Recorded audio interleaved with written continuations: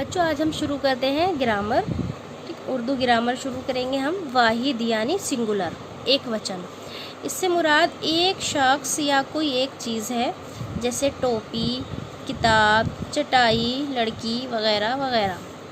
اس کے بعد جمع یعنی پلورل، بہو وچن.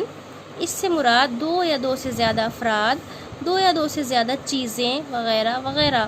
جیسے یہاں ٹوپی، ٹوپیاں، کتاب، کتابیں، چٹائی، چٹائیاں، لڑکی، لڑکیاں. ٹھیک ہے، اب میں آپ کو کچھ واحد الفاظ اور ان کے جمع بتا رہی ہوں. یہ تھوڑے سے مشکل الفاظ ہیں، یہ آپ کے اسٹینڈرڈ کے حساب سے ہیں. آپ کو انہیں یاد کرنا ہے، لکھنا ہے. آپ انہیں یاد ضرور کیجئے، آپ کے کام آئیں گے آگے تک. یہ واحد، ادھر میں لکھ رہی ہوں جمع. ادب، آداب. آیت، آیات.